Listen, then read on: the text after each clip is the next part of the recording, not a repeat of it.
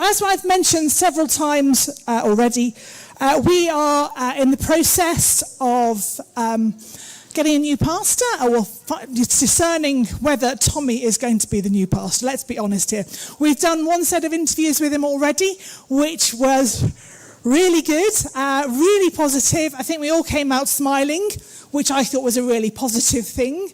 It was really good. So please do continue getting to know Tommy. But we thought that we'd bring him up today and sort of do a bit more of a fun getting to know Tommy. With two truths and a lie.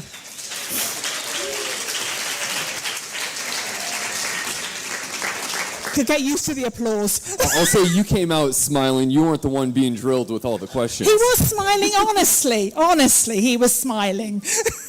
Yeah, so we thought we would do two truths and a lie. I don't know if you've ever heard of that game, but there will come up, here we go.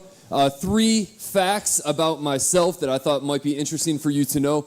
2 of which are true, 1 of which is not true. You will be presented with all 3 facts at the same time, and you will have to try and figure out which one of these facts is false. And then I'll kind of go through each one and be able to kind of explain it a little bit more. So, 3 statements about myself. 1 year for Christmas, my younger sister took myself and my older brother skydiving. I almost got fired from a job because I started a food fight with 25 plus people. That doesn't sound good. And I would love to have a pet cat, but Megan will not allow it. I'm so with Megan. I am so. So I'll give you a moment to think about it. And then, who thinks that the...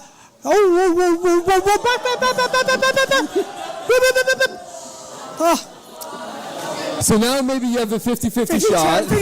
Okay, so who thinks that the lie is number 1? No. Number 2? Did he always get fired? Oh, a few more people, yeah. So they don't think you could possibly get fired from a job. Okay.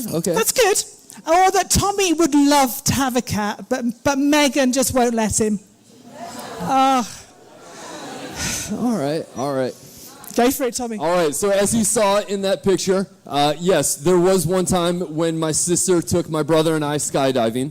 And so that is me and my siblings. It's a long time ago. It is a long time ago. And the funny thing is, so my brother is older, Philip. He's about 18 months older than me. My sister, Whitney, is about 18 months younger than me, so I'm stuck right in the middle, which I absolutely love.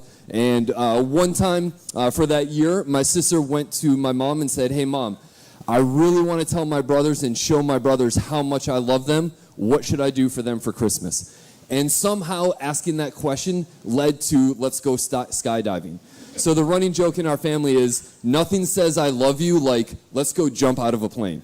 So we went skydiving. It was really interesting because the 2 of them went first. And so I saw my brother go out first, and literally that passed, and you could barely see him. And then my sister went out, and she was so small, and I was like, I have to follow them.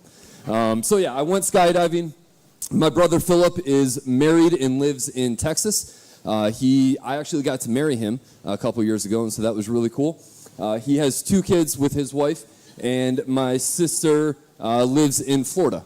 And is not married and lives and works in Florida as well. And so I'm really proud of my siblings, really grateful for them, the way that they continue to be a part of my life, even though we're here, and I really, really love my siblings. So I just wanted to show you that as well. But nothing says I love you like let's go jump out of a plane. And number 2, yes, I almost did get fired from a job because I started a food fight. And so this is a picture from that night. With the lighting, you might not be able to tell so well, but if you look at my hat in that picture, you'll see a couple of splotches, and that is from the food. And so when I graduated from university, I worked or served at an international boarding school that was set up primarily for students whose parents were missionaries.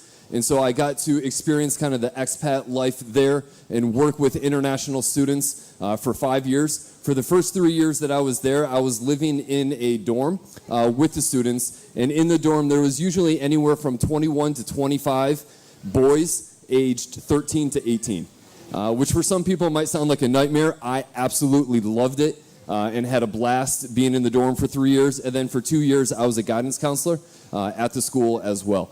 And so one night, that was my second year in the dorm, and I knew that we were having meatballs and rice for dinner.